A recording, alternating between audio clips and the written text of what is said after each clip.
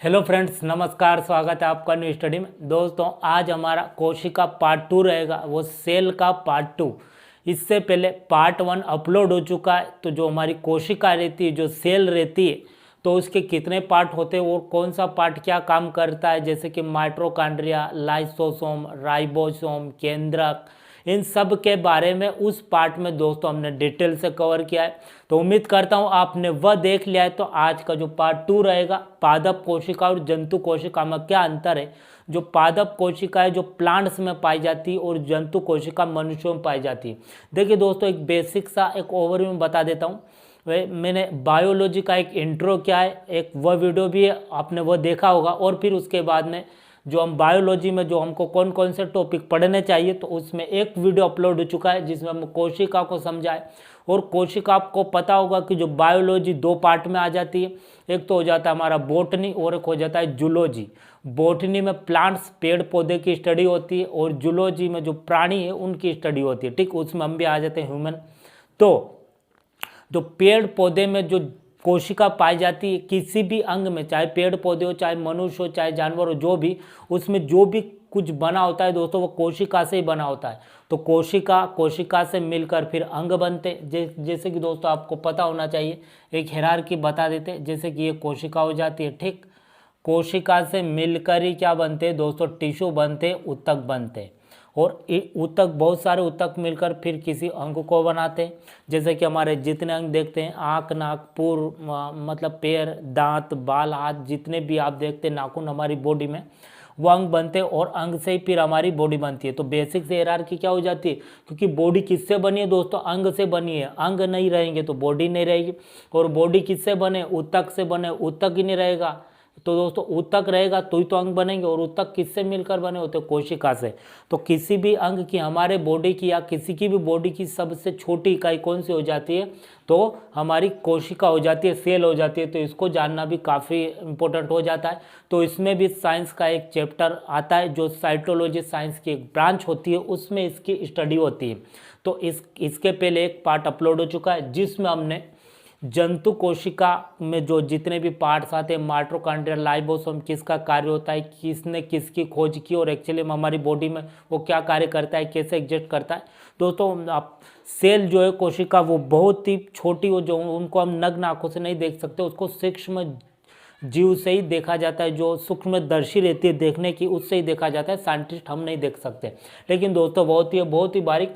तो कोशिका, इससे पहले एक पार्ट उसमें मैंने अच्छे से बताया कोशिका को। आज हम लेकर आए हूँ दोस्तों मैं कोशिका पार्ट 2, सेल पार्ट 2, जिसमें हम पादप कोशिका और जंतु कोशिका के एक्चुअली में जो पादपों में, मतलब कि जो वनस्पति प्लांट्स, जो पेड़ पौधे में कोशिका पाई जाती है, आपको पता होगा उनमें जो पाई जाती है वो कठोर, हम उनको जैसे हाथ लगाते हैं, पौधे को हाथ लगाते हैं दोस्तों, तो वो काफ़ी कड़क हो जाते, कठोर हो जाते हैं। वहीं अगर हमारी त्वचा पर हाथ लगाई जाती है तो काफ़ी नरम रहती है, जो कि आपको पता होगा। तो ऐसा क्या होता है। और पादप कोशिका, जंतु कोशिका, एक ये प्राणियों में जो कोशिका पाई जाती है जंतु वाली, तो ये इसमें क्या खूबी ऐसी रहती है और ये पादप कोशिका से अलग क्यों है, ऐसी पादप कोशिका में क्या खूबी रहती है जो पेड़ पौधे में, वनस्पति में पाई जाती है।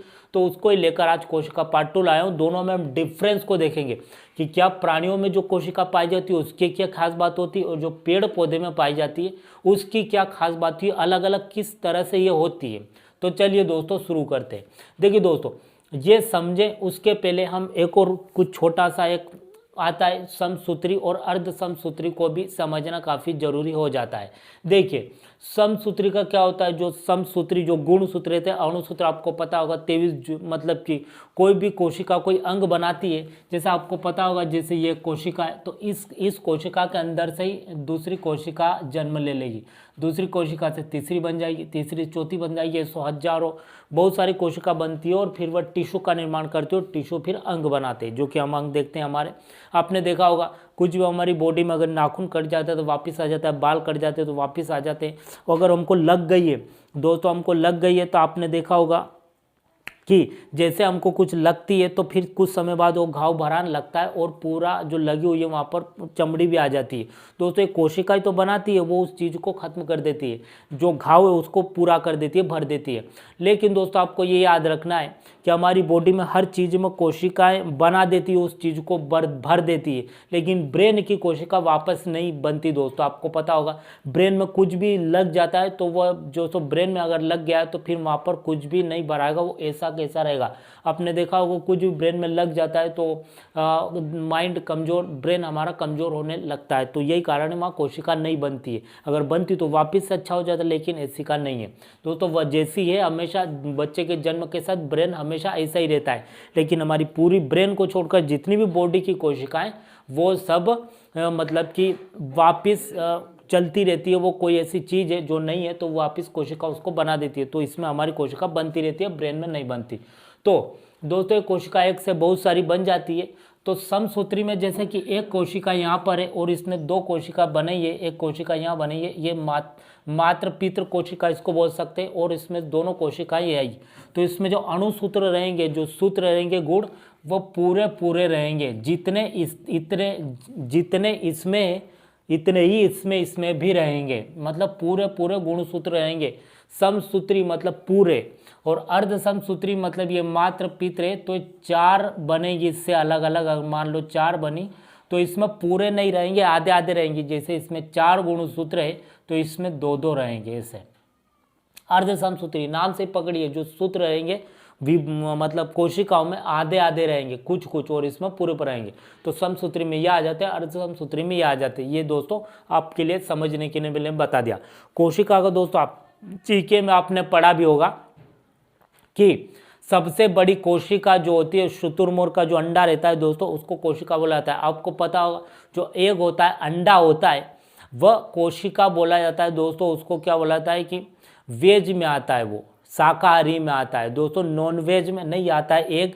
वो जब बच्चा बन जाता है दोस्तों तब वो नॉन वेज में आ जाता है, मतलब कि जो पहले अंडा रहता है एग, वो वेज में आता है, मतलब शाकाहारी उसको बोला जाता है, मांसाहारी बच्चा बनने के बाद हो जाता है। दोस्तों ये शुतुरमुर्ग का अंडा कोशिका आप देखा सबसे बड़ा होता है, और हमारे जो अगर देखें दोस्तों जो ब्रेन की जो कोशिका होती है वह सबसे लंबी होती है हमारे अंदर। ठीक, तो दोस्तों बेसिक सी बात हमने देखी। अब फोकस करते जो हमारा मेन टॉपिक है, जंतु कोशिका और पादप कोशिका में क्या अंतर है उसको हम देखते हैं। देखिए ये जंतु यानी प्राणियों में जो हम में पाई जाती है, जितने सारे जानवर है हम में, ह्यूमन में ये वाली कोशिका पाई जाती है, और जो पेड़ पौधे आप अपने आसपास जो प्लांट देखते हैं उसमें पादप कोशिका पाई जाती है। तो हम में क्या ऐसा अलग है और पेड़ पौधे में क्या अलग है उनको हम देखते हैं। सबसे पहले आप न्यू समझिए कि जो जंतु कोशिका है दोस्तों, जो हम में जो पाई जाती है, जो हमारे में अंदर जंतु कोशिका, तो वह आकार में क्या होती है, छोटी होती है। कैसी होती है, आकार में छोटी होती है। यूँ आप समझ लीजिए छोटा आकार उसका रहता है। जो जंतु कोशिका में जो पाई जाती है, जंतुओं में जो जंतु कोशिका, उसका आकार छोटा रहता है, वहीं इसका आकार जो है वो बड़ा रहता है। ठीक, क्या रहता है, बड़ा रहता है, मतलब ये आकार में बड़ी रहती है, ये छोटी रहती है। अब जो केंद्रक होता है, आपको पता होगा पिछले वीडियो में हमने केंद्रक की बात की, ऐसा कोशिका रहती है और बीच में केंद्रक हो रहता है, फिर आसपास माइटोकॉन्ड्रियल, लाइसोसोम, गाल्जी बॉडी, गाल्जी का, ये सब हमने डिस्कस किया है। तो बीच में केंद्रक रहता है, तो ये छोटी है लेकिन केंद्रक तो बड़ा रहेगा। तो इसमें दोस्तों केंद्रक बड़ा हो जाता है, क्या हो जाता है, केंद्रक जो है इसका बड़ा हो जाएगा। ये आपको याद रखना है। आकार में ये छोटी रहती है जंतु कोशिका, जो हम में पाई जाती है, प्राणियों में पाई जाती है। ठीक दोस्तों, आपको पता होगा कि जो जूलॉजी के अनुसार हमको, ह्यूमन को भी एनिमल्स में ही रखा गया है, क्योंकि हमारा आदि मानव से ही धीरे धीरे विकास हुआ और हमारा विकास हो गया और आज हम अच्छी तरह से रहते हैं, क्योंकि दोस्तों हमारा ब्रेन का विकास हो गया है। लेकिन दोस्तों हमको एनिमल्स में रखा गया। तो दोस्तों ये इधर सारे एनिमल्स आ जाते हैं और इधर सारे प्लांट्स आ जाते हैं। तो आप समझिए कि हम में कौन सी कोशिका पाई जाती है और पेड़ पौधे में कौन सी पाई जाती है, और दोनों में क्या क्या खूबी में डिफरेंस है। तो देखिए पहला हमने देखा कि जंतु कोशिका आकार में छोटी होती है और पादप कोशिका आकार में बड़ी होती है। ठीक, ये पहला पॉइंट हो गया। दूसरा, छोटी बड़ी का देख लिया, अब इसमें उल्टा हो जाएगा, केंद्रक जो है इसमें बड़ा आ जाएगा। जो हम में जो कोशिका पाई जाती है उसमें केंद्रक बड़ा आ जाता है, ये बीच वाला पॉइंट, जिसमें डीएनए और आरएनए पाया जाता है, जिसमें अणुसूत्र और जीन पाए जाते हैं, जो बच्चे का कैरेक्टर और मतलब कि जेंडर बताते हैं। ठीक, देखिए उसके बाद में इधर केंद्रक जो है दोस्तों वह क्या आ जाएगा, छोटा आ जाएगा। ये आपको बेसिक सा डिफरेंस समझ में आ गया। केंद्रक जंतु कोशिका में बड़ा आ जाएगा, इधर केंद्रक छोटा आ जाएगा। ठीक, अब देखिए इसके बाद में हरित लवक। हरित लवक दोस्तों इसमें आपको पता होगा हरित लवक, ठीक, हरित लवक नहीं, इसमें हरित लवक नहीं पाया जाता है, हम में हरित लवक नहीं पाया जाता है। हरित लवक दोस्तों ये कलर बताते हैं, आपने देखा होगा कोई पेड़ पौधे का कलर सफ़ेद होता है, कोई वाइट होता है, कोई लाल होता है, ग्रीन होता है, हरा होता है, उनके पौधे कुछ अलग रंग के होते हैं, पेड़ कुछ अलग रंग का दिखता है, पत्ते कुछ अलग रंग के होते हैं, वो उसमें फल लगते हैं, कुछ भी चाहे खाने योग्य हो ना चाहे ना हो, वह कुछ अलग रंग के होते हैं। तो हम में हरित लवक नहीं होता, क्योंकि हम तो दोस्तों हम एक जैसे ही दिखते हैं, हमारा जो बेसिकली जो कलर रहता है हमारे बॉडी का वही रहता है, सबका एक ही कलर। लेकिन दोस्तों पेड़ पौधे में अलग अलग कलर होते हैं, तो इसमें हरित लवक जो कि आपको देखने को मिलेगा, तो इसमें हरित लवक होता है, हम में नहीं होता है। 3 बेसिक से पॉइंट, जंतु कोशिका, जंतु में जंतु कोशिका का आकार छोटा होता है, जो सिंपल सा समझिए कि प्राणियों में पाई जाती है, और पेड़ पौधे में ये वाली कोशिका पाई जाती है। तो जंतु कोशिका आकार में छोटी होती है, पादप आकार में बड़ी होती है। जंतु कोशिका में केंद्रक नहीं होता, पादप में केंद्रक होता है, इसमें केंद्रक होता है लेकिन बड़ा होता है। ठीक, इसमें केंद्रक छोटा होता है। हरित लवक नहीं होता, हम में हरित लवक नहीं होता, आप ध्यान रखें। ठीक, और मतलब हरित लवक होगा तो रंग बिरंगे हम फिर जन्म होगा बच्चों का, दोस्तों ऐसा थोड़ी होता है। और दोस्तों इसमें हरित लवक होता है प्राणियों में, आपने देखते हैं कि जितने भी सारे पेड़ पौधे वो रंग बिरंगे ही रहते हैं। ठीक, हरे हरे रंग बिरंगे जो भी है कलर, आपने देखा हो इतने सारे फूल है तो रंग बिरंगे, उनमें हरित लवक होता है। अब देखिए एक और पॉइंट यहाँ पर दोस्तों होता है कि कोशिका झिल्ली, आपको पता होगा ये वाली कोशिका है, और इसके बाहर जो कि प्रोटेक्ट करने के लिए एक सीमा इस तरह से झिल्ली रहती है, आसपास दीवार मान लीजिए, हमारे घर के आसपास बाउंड्री रहती है ना प्रोटेक्ट करने के लिए, या कोई स्कूल हुआ, कोई बिल्डिंग हुई, उसके आसपास दीवार रहती है। इसी तरह कोशिका के आसपास उसको सुरक्षित रखने के लिए, कैसे प्रोटेक्ट करने के लिए एक झिल्ली पाई जाती है। तो हम में जो पाई जाती है वो पाई जाती है कोशिका झिल्ली। ठीक है, क्या पाई जाती है? कोशिका झिल्ली पाई जाती है, जिसको सेल मेम्ब्रेन बुलाता है, और इसमें कोशिका भित्ति पाई जाती है, जिसको सेल वॉल बुलाता है। इसमें कोशिका झिल्ली, पादप में झिल्ली और भित्ति दोनों पाई जाती है, आपको ये याद रखना है। ठीक है, क्या पाई जाती है? झिल्ली और भित्ति दोनों पाई जाती है।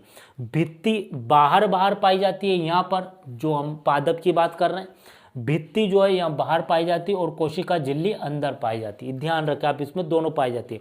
लेकिन जो जंतुओं में, हम में जो पाई जाती है जंतु कोशिका में, वो झिल्ली पाई जाती है केवल बाहर, बस। ठीक, इसमें अंदर आ जाती है।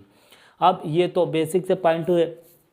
इसके बाद में आपको देखना है कि जो जंतु कोशिका के आप एग्जाम्पल समझ सकते हैं, जो हमारी माइकोप्लाज्मा हो सकता है, ठीक, माइकोप्लाज्मा, अमीबा हो सकता है, एक कोशिकीय जीव, ये जंतु कोशिका के अंतर हो जाते हैं। तो ये पादप, ये जंतु कोशिका हो जाती है और पादप कोशिका हो जाती है। कोशिका दोस्तों बहुत छोटी रहती है, मैंने पहले बताया, उसको सूक्ष्मदर्शी देखा जाता है, जो साइंटिस्ट डॉक्टर वगैरह देखते हैं, हम नहीं देख पाते, लेकिन दोस्तों होती है। वहीं से हमारी बॉडी का निर्माण होता है, जो कि कोशिका से क्या बनते हैं।